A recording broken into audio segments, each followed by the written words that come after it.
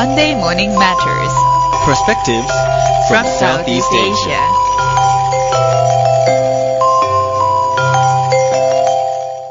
Welcome back, this is Arlene and you're still with us on our Monday Morning Matters, where today we talk about climate change and the COP21 with three very interesting and very youthful ladies and also gentlemen here, Thomas, Elaine and Emily, members of the Malaysian youth delegation to COP21. So early on we discussed halfway about the Malaysian youth delegation's youth statement at the COP21. So what else about the statement that you want to address to the Malaysian government and also to the Malaysian public? Alright, so there's one more point, which is in the youth statement, we are trying to demand the government to promote, endorse and enhance the climate change education by integrating it to our Malaysia education blueprints. I see. Yeah. Wait, when you talk about climate change in school, do we really learn it in textbook? I know we learn a bit about the ozone, about some scientific information about the environment, but does it really pinpoint, it's about climate change? You guys are younger than me. I'm sure you have fresh memories about school. Personally, I think that the facts that we learn in our national syllabus are actually talking about a very big picture that the students won't feel like it's can be related to themselves. Like for example, I'm telling you about the ozone layer, and then the carbon dioxide is trapping the heat. And you just think, yes. So we learn about that so the carbon dioxide actually traps the heat, and that's all. So there's a very there's no sense of urgency to why this is an important issue. Yes, when you learn it in the textbooks.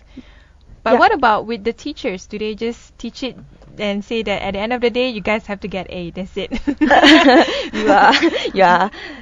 Exactly. It's exactly like this because I think most of the teachers, they are very result oriented.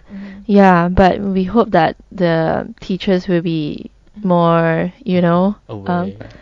Because it's great to have all this awareness, especially within the blueprint and within the textbook.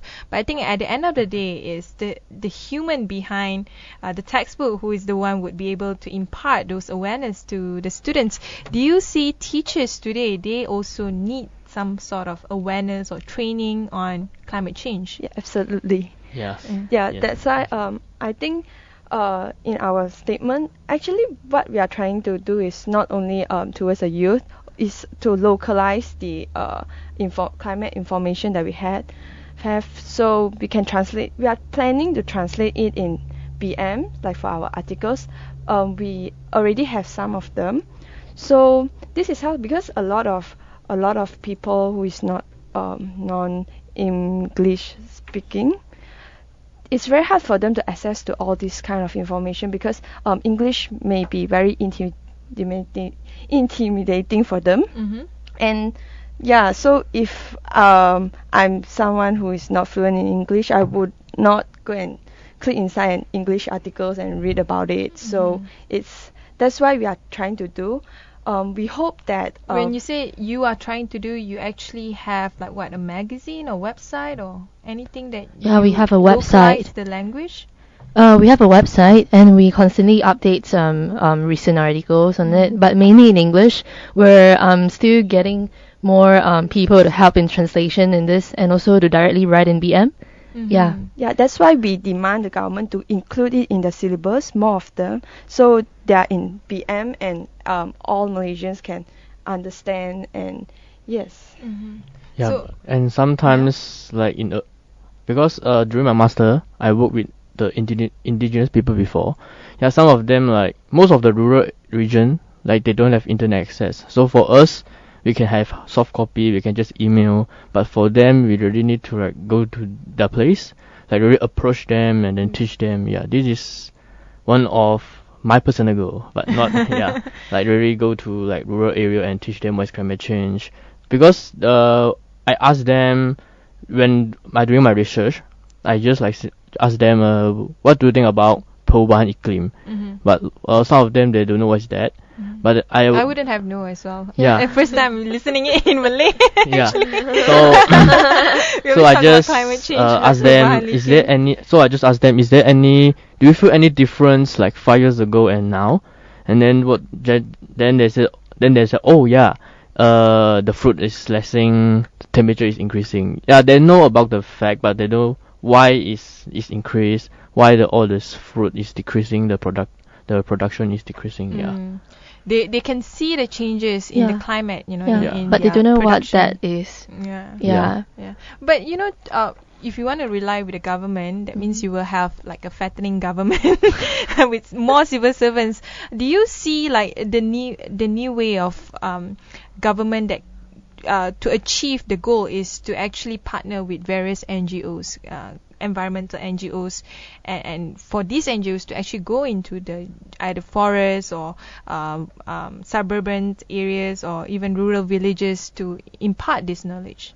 Yeah, I think not only working with the NGO, but also the private sector. Yeah, so like different actors should actually work together, but I think the initiation from government will be more powerful than groundwork, because groundwork is always very scattered and very community based. It cannot benefit a more wider audiences. I Yeah. see. Talking about the private sector, have they played a prominent role at COP21?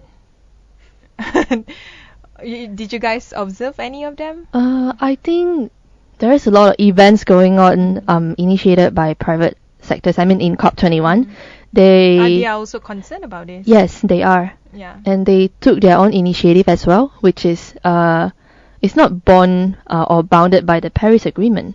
So I think it is good to see those private sectors involvement, but in Malaysia context, maybe not so much yet. Yeah. I see. And let's dwell more on the impact of climate change, because you mentioned some of the orang asli could see the impact, but in your own point of view, like what's the most obvious impact that we are feeling right now in Malaysia, or at least in Southeast Asia? I think it's the rainfall intensity, the distribution of rain, which causes like for example, you can look at the flood in Kelantan in our east coast, and also the how to say, like from last year until now, the rainfall have been, I think it's very obvious that all of us, you can think like 10 years before, it's very different. Like we have very specific the season, raining season. So this is one of the reason. This is one of the observation that I personally noticed. Yeah. I think besides that, we have seen a few cases that is real. For example, like in East Malaysia, in Sandakan town, there's actually studies saying that they have vegetation land loss due to the sea level rise.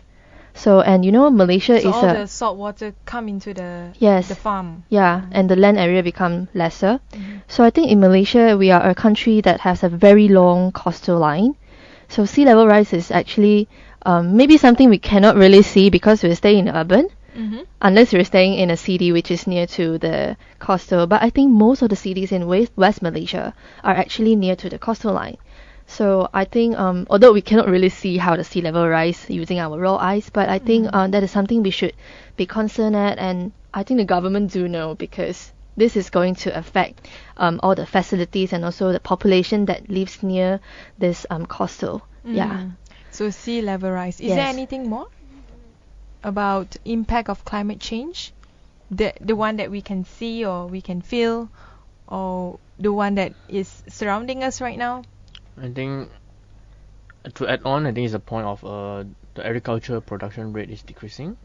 Yeah, and then it actually it's just when people think like just agricultural production decrease, it's just one event, it's just one problem, but this main problem can have like explode to many chain reactions. So if the food production, food production decrease, so this will cause a price hike.